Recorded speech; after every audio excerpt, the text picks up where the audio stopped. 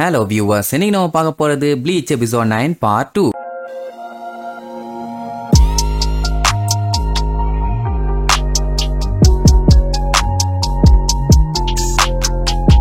Open பண்ணா போன பாட்டுல நம்ம பைய கத்திய வச்சு தடுக்கிறேன்னு அதோட கைய தடுத்து கடைசியில அதோட கைய வச்சே நம்மால நெஞ்சில சரக்குன்னு இறக்கிருச்சுல, அவ்வளவுதான் ரத்தம் ஊத்துன்னு ஊத்த ஆரம்பிக்கும். என்ன கண்ணா இப்படி அவசரப்பட்டுட்டியப்பா, இனி நீ எனக்கு ஒரு பொம்மை மாதிரி தான், ஈஸியா நான் உன்னைய கொன்றுவேன் அப்படின்ட்டு பாடிக்குள்ள இருந்து இன்னும் ஏகப்பட்ட கைய வெளியெடுக்குது. அதை பார்த்த உடனே ரூக்கியாக்கு என்ன பண்றதுனே தெரியல. சோ அவளுமே சண்டைக்கு வரலான்னு பாப்பான். ஆனாலும் நம்ம பையன் வர வேண்டாம் தான் சொல்லுவான். என் கையை துண்டா போனாலும் சரி, என் கால் வெட்டுப்பட்டு பறந்து போனாலும் சரி, நான் இவனை தோக்கடிச்சே தீருவேன், நீ மட்டும் குறுக்க வந்துடாத அப்படின்ட்டு பையன் இன்னுமே பயங்கர கான்பிடண்டா தான் இருக்கான். ஆனா அந்த ஹாலோ வந்துட்டு, தம்பி ஓவர் வாய் பேசுற, உடம்புக்கு ஆகாது, பேசாம நீ ஒண்ணு பண்ணு, நீயே செத்துறேன், பஞ்சாயத்து முடிஞ்சிரும். அண்ட் அது மட்டும் இல்லாம எனக்கு தெரிஞ்சு நீ ஒன்னும் அவ்வளவு பவர்ஃபுல்லும் கிடையாது, ஆல்ரெடி நீ எமோஷனலா இருக்க, அந்த எமோஷன்ல உன்னால ஒழுங்கா சண்டை கூட போட முடியாது, அதுவும் இந்த மொன்ன சுவாட வச்சுக்கிட்டு எல்லாமே முடிய போகுது குழந்தை. சொல்ல போனா என் கூட சண்டை போடுற அளவுக்கு உனக்கு இன்னும் வயசு இல்லப்பா, நான் வேணா உனக்கு ஒரு டெமோ காட்டட்டுமா அப்படின்ட்டு இதுக்கு முன்னாடி ஒரு பொண்ணோட உருவத்தை வச்சிருந்தால அதை மாத்தி இவங்க அம்மாவோட உருவத்துக்கு கொண்டு வருவான். அவ்வளவுதான் நம்ம பயலுக்கு தூக்கி வாரி போடும். இப்ப என்னன்னா அந்த ஹாலோ அவங்க அம்மா உருவத்தை வச்சு அட்டாக் பண்ணுச்சுன்னா நம்ம பையன் எப்படி அட்டாக் பண்ணுவான்? அவன் தான் அவங்க அம்மாவை ஆல்ரெடி ரொம்ப மிஸ் பண்றான், அந்த உருவத்துல இருக்கவங்களை எப்படி அட்டாக் பண்ணுவான்? இப்ப அதைத்தான் அந்த ஹாலோவும் அட்வான்டேஜா யூஸ் பண்ண போகுது. என்னதான் நீ சோல் ரீப்பர் பருப்பாவே இருந்தாலும் உனக்கு பிடிச்ச உங்க அம்மாவை உன்னால கொல்ல முடியுமா?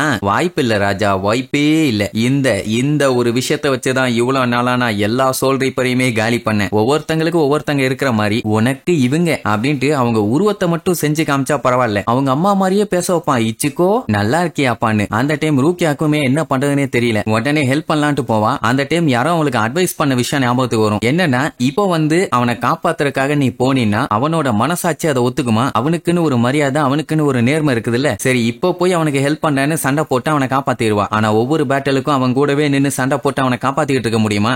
அவங்க தான் காப்பாத்திக்கணும். சண்டையில மொத்தம் 2 விதம் இருக்கு. ஒன்னு உயிரை காப்பாத்திக்கிறது, இன்னொன்னு அவங்க மனசாட்சிக்கும் மரியாதைக்கும் சண்டை போடுறது. அப்படி பார்க்கும்போது இப்போ இச்சிகோ அவங்க அம்மாவுக்காண்டி சண்டை போட்டுட்டு இருக்கான். அப்படி இருக்கிற பேட்டல்ல ரூக்கியா உள்ள என்டர் ஆக கூடாது, அதனால ஹெல்ப் பண்ண வேண்டாம் அங்கேயே நின்றுவான். அவளுக்கு ஒரே ஒரு கவலை, இச்சிகோ செத்துற கூடாது, அவ்வளவுதான். அந்த டைம் அந்த சைடோவை காட்டுறாங்க. தூங்கிட்டு இருந்தவன் இப்பதான் எந்திரிப்பான். இவ்வளவு நேரம் தூங்கிட்டேனா, வாட்ட பெட்டின்னு இருப்பான். அங்க அந்த ஹாலோ பாத்தீங்கன்னா ஓவரா பில்டப் பண்ணிட்டு இருக்கும். எப்பா கண்ணு, உன்னால சும்மாவே என் கூட சண்டை போட்டு ஜெயிக்க முடியாது, இப்போ உங்க அம்மாவையே உன்னால கத்திய வச்சு அட்டாக் பண்ண முடியுமா அப்படின்ட்டு பயங்கரமா டைலாக் அடிக்கும். நம்ம பையன் வேற லெவல்ல கடுப்பாயி, நீ என்ன பண்ணிட்டு இருக்கன்னு உனக்கு தெரியுதா? எவ்வளவு தைரியம் இருந்தா எங்க அம்மாவை யூஸ் பண்ணி நீ இந்த மாதிரி எல்லாம் பண்ணுவேன்னு அந்த ஹாலோவை அட்டாக் பண்றதுக்கு வேகமா போவான். ஆனா குறுக்க அவங்க அம்மாவோட உருவத்தை கொண்டு வந்து விட்டு, இச்சுக்கோ நீ இதெல்லாம் பண்ணக்கூடாது, உன்னோட கத்திய கீழே போடு, இப்படி எல்லாம் நீ இருப்பேன்னு நான் எதிர்பார்க்கல, உங்க அம்மாவையே நீ வெட்டுவியா, சொல்லுப்பா சொல்லு அப்படின்னு டைவர்ட் பண்ணிட்டு இருக்கான். அந்த கேப்ல ஹாலோ அவனோட ஷோல்டர்ல சரக்குன்னு ஒரு சொருகு. இப்படித்தான் எல்லாத்தையும்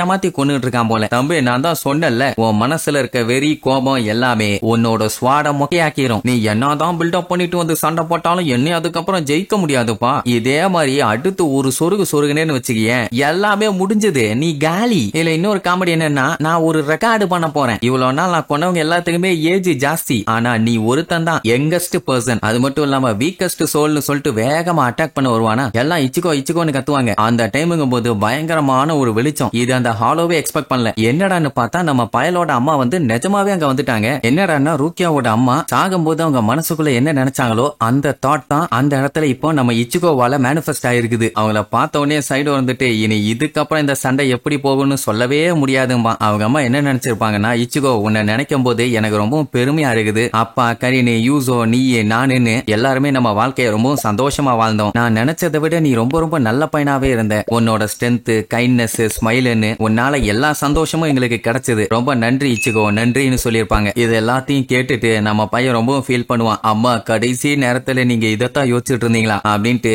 அந்த ஹாலோவை பார்த்து, எனக்கு தெரியும்டா கோவப்பட்டோம்னா நல்ல ஸ்வாடு கூட டல் ஆயிரும்னு, ஆனா ஒரு விஷயத்த நீ மறந்துட்ட தம்பி, உன்ன மாதிரி ஒரு டுபா கூரை பொழந்து கட்டுறதுக்கு எனக்கு ஷார்ப்பான ஸ்வாடெல்லாம் தேவையில்லடா, டல்லான ஸ்வாடே போதும் அப்படின்ட்டு அவன் கத்தி எடுத்து சரக்குன்னு அந்த ஹாலோவோட நெஞ்சிலேயே ஒரு சொருகு. அதே நேரம் டட்சுகி வீட்டுல இருந்து மலையில கொடைய புடிச்சுக்கிட்டு அவ வீட்டுக்கு போக அவ இச்சிகோவா அப்பதான் கொஞ்சம் புரிஞ்சுக்கிட்டான். என்னன்னா அவங்க அண்ணன் இறந்த நினைச்சு எவ்வளவு ஃபீல் பண்ணான். அதே மாதிரிதான் நம்ம இச்சிகோவும் இப்ப ரொம்ப கஷ்டத்துல இருப்பான் அப்படிங்கிற மாதிரி நினைச்சிட்டு போவான்னு வைங்க. இங்க நம்ம பைய ஸ்வாட விட்டு கிண்டி ஒரு இழுத்ததுல அந்த ஹாலோவால வலி தாங்க முடியல. ஏன்னா 50 வருஷமா எவனுமே இப்படி ஒரு வெட்டினது இல்ல. அதனால கத்திக்கிட்டே ஓடும், டேமிட் என்னைய நீ அட்டாக் பண்ணிட்டீல, உன்னை நான் மன்னிக்கவே மாட்டான்டா, நீ வெறும் சோல் ரீப்பர் தானே, உன்னோட சோலை நான் எடுக்க வருவேன்டான்னு சொல்லிட்டு பில்டப் பண்ணிட்டே போயிரும். இங்க நம்ம பயலுக்கு சும்மா இல்ல, நல்லா கும்மா குத்தே குத்திட்டு தான் போயிருக்குது. பாட்டியில ரத்தம் ஊத்துன்னு ஊத்தும். இதுக்கு மேல உன்னால சண்டை போட முடியாது இச்சுக்கோ, வா வந்து காயத்தை சரி பண்ற வழிய பாரும்பா. ஆனா சண்டை இன்னும் முடியலையே, அந்த ஹாலோ இன்னும் சாகலையே, என்னால சண்டை போட முடியும், நான் மறுபடியும் போய் சண்டை போடுவேன்பா. ஆனா ரத்தம் ஓவரா போனதுனால பயலுக்கு மயக்கம் வந்து அங்கேயே பொத்துன்னு விழுந்துருவான். ரூக்கியா நல்ல வேலை இவன் சாகலன்னு சந்தோஷப்படுவான். அப்போ சைட வந்து பார்த்துட்டு அவனுக்குள்ள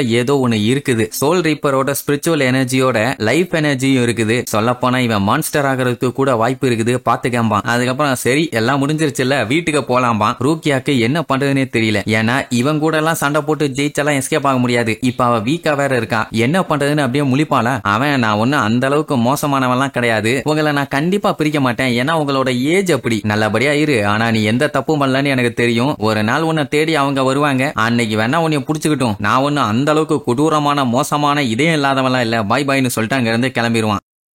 ஒரு வழியா மழை நின்று எல்லாமே சரியாயிருச்சுன்னு வைங்க. அதுக்கப்புறம் மறுபடியும் இச்சுக்கோ அவனோட பாடிக்கே வந்துருவான். வந்து அவங்க அம்மாவோட கல்லறைக்கு முன்னாடி போய் நின்னுட்டு ரொம்பவுமே ஃபீல் பண்ணி என்னைய மன்னிச்சிருங்கம்மா, என்னால என்னோட ரிவெஞ்ச கம்ப்ளீட் பண்ண முடியலம்பானா. அப்பா அவங்க அப்பா வந்து பார்த்துட்டு நீ எதை நினைச்சும் கவலைப்படாத, நல்லா ஹெல்த்தியா ஃபிட்டா நல்லபடியா நீ இருந்தாலே போதும், உங்க அம்மா சந்தோஷப்படுவாங்க அம்மாரா. இப்படி சொல்லிட்டு சிகரெட் அடிக்க ஆரம்பிச்சிருவாரு. ஆக்சுவலா இவர் சிகரெட் அடிக்கிறதே நிப்பாட்டிட்டாரு. ஆனா இங்க வந்து ஒய்ஃபோட கல்லறைக்கு முன்னாடியே அடிக்கிறாருன்னா இவங்க டேட்டிங் போயிருக்கும் போது இவர் ஸ்மோக் பண்றத பார்த்துட்டு சூப்பரா இருக்குதுன்னு சொல்லியிருப்பாங்க. அதுதான் ஃபர்ஸ்ட் அண்ட் லாஸ்ட் டைம் இவங்களை காம்ப்ளிமெண்ட் பண்ணது. அதனாலதான் இங்க வரும்போதெல்லாம் வருஷத்துக்கு ஒரு டைம் இந்த மாதிரி அடிப்பாரு. நம்ம பயலுக்குன்னா ஒரே குழப்பம், ஏன்னா இவனாலதான் இவங்க அம்மா இறந்து போயிருக்காங்கன்னு அவன் சொல்லிட்டு இருக்கான். அப்புறம் ஏன் நீ திட்டாம இருக்கீங்க, என்ன குறை சொல்லிட்டு திட்டிட்டு இருந்தீங்கன்னா கூட பரவாயில்ல, என்னால ஏத்துக்க முடியும், ஆனா நீங்க எதுவுமே சொல்லாம இருக்கிறதா எனக்கு கடுப்பாகுது அப்படின்னு பல்ல கடிச்சிட்டு நிப்பானா. அவங்க அப்பா பார்த்துட்டு நான் ஏப்பா உன்னைய பிளேம் பண்ணணும், அப்படி உங்க அம்மா இறந்ததுக்கு நான் உன்னைய குறை சொன்னேன்னா அப்புறம் உங்க அம்மா என்னைய தொடப்பக்கட்டையிலேயே அடிப்பா, தேவையா இது? உங்க அம்மா செத்ததுல உன்னோட தப்பு எதுவுமே இல்ல, அவ ரொம்ப ரொம்ப நல்லவ, அவளோட லைஃப கொடுத்து உங்க உயிர் எல்லாத்தையும் காப்பாத்துவாளே தவிர